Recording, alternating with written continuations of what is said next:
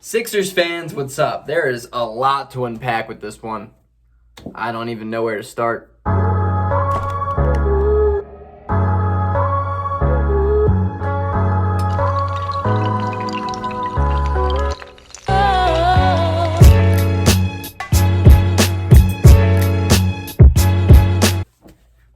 So as you know, the Sixers just finished up against the Nuggets.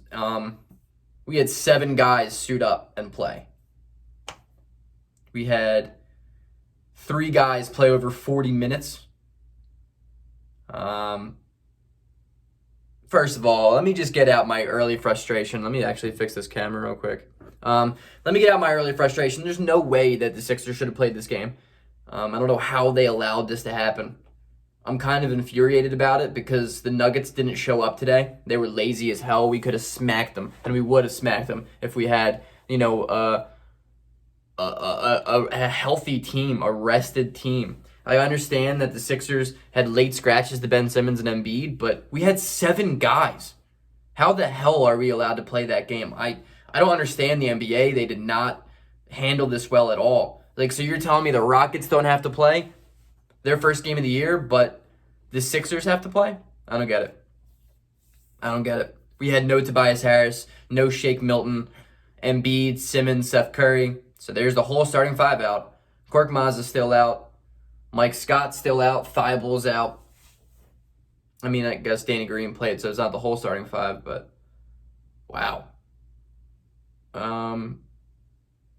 That being said, there were definitely bright spots. I would real quick like to be like, Dwight Howard, just stop fouling. Just stop fouling. We have 7 guys. Tony Bradley is the worst player ever. I mean, he finished with 12 and 15, which is insane because he is utterly atrocious. That man is just the walking negative on the Sixers. But I made a tweet early before the game started. If you don't follow my Twitter, it's down in the description below. GregMelly27, give it a follow. But I said Tyrese is about to have 70. Dude kind of came close. He had 39, 7, and 6. I mean, he's different. Tyrese Maxey's different. I'm happy. I watched this game, and it really reminded me of the process Sixers, and I was kind of all for it. I'm excited to just see how these young guys played with such a humongous opportunity. And for the most part, I'm really proud of the team. We only ended up losing by 12. I mean, it wasn't really 12 close, but in the first half, that was a game.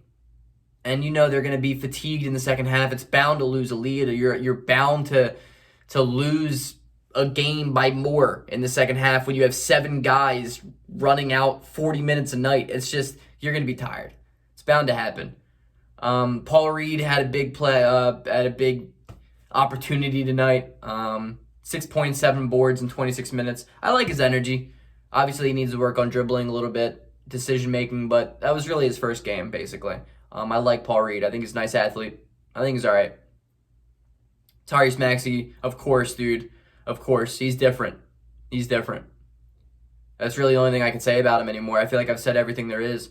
If he really develops his shot off the dribble to a better level, he's going to be legit.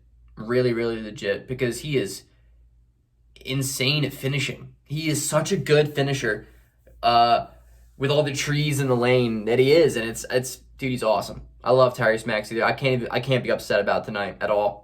The Sixers made the most out of the opportunity that they had.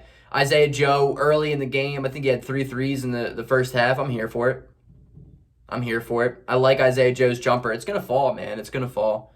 Just get playing time underneath him. Tony Bradley did Tony Bradley things. He sucks. Danny Green was in foul trouble. I like Dakota Mathias, too.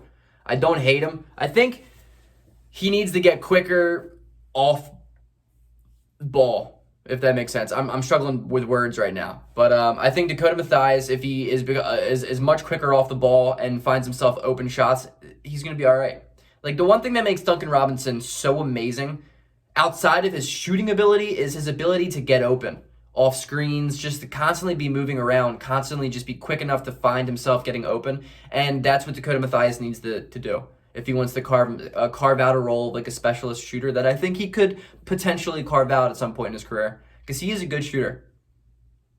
But the same thing with Isaiah Joe. Isaiah Joe is a little bit more polished when it comes to potentially getting to the rim and scoring. Dakota Mathias, though, he is a pretty solid floater. I mean, he got off a screen pretty well today. Had a pretty solid game. But the Nuggets, man, if I'm a Nuggets fan, I'm not happy with this game. They were so, they were so just lacking energy. It's like they didn't want to be there. Jokic had some really bad turnovers. Jamal Murray, I don't think wanted to play basketball today at all. He just stood around the three-point line and just had his hands in his pocket the whole night. I'm not happy with that. Gary Harris was the only reason they came out with a first quarter lead. I mean, their bench played better than ours did because we have 2 guys on it, and they rolled out like a lot of dudes. Monte Morris played all right. JaMychal Green had a pretty solid first half, but I'm not impressed by the way the Nuggets played. You're 3-5. This should be an opportunity to just go to work, and they didn't do that. But I'm not upset with how the Sixers played. We were given a terrible opportunity because the NBA decided to screw us. Dwight Howard to 3, which is hilarious. But Tyrese Maxey just played out of this world. I want to talk about the game that he had, but it's like I talk about it every video, and he's just like his floater game. First of all, is nasty, right? His pace of the game is at such a veteran level. Like his mindset is it's not one of a rookie's, and that is what's most impressive about him. And he just has this absolute desire to win, to score, to go get a bucket if he needs to. And he all game needed to get a bucket from him, and he dropped 39 points for the rookie Tyrese Maxey. On good efficiency. He shot the ball well. He got to the bucket at will. Set his teammates up when they needed to. He just maybe needs to improve on his jump shot a little bit because his feet are just wild, and he's going to be nasty. He already is perfect for the Sixers. I can't imagine how tired he is right now because he just put everything out he had on the line in that game, and I'm proud of this team. Only lost by 12. This could honestly be a very big momentum shift for the Sixers. Like, our starters kind of struggle with energy every day, and our backups, given an opportunity, just gave everything that they had and more in a game that obviously no one had them winning. Also, the spread was 12.5, I'm pretty sure, and we lost by 12. So I'm hoping that's a really bad beat because that would be hilarious.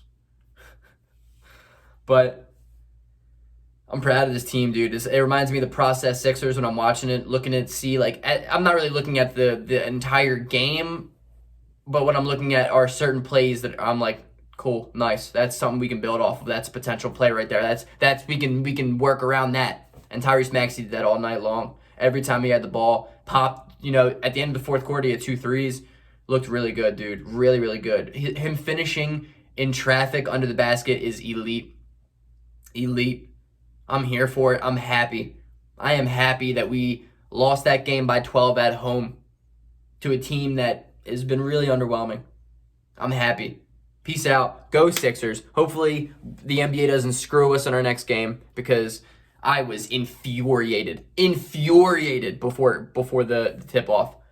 Oh my gosh. How are you telling me that game's going to get played? I don't know. I don't want to talk about it. I'm happy they played because we learned a lot about a lot of guys today. Doc Rivers, I'm sure, doing a lot of teaching. This is why we have him. This is perfect. Go Sixers.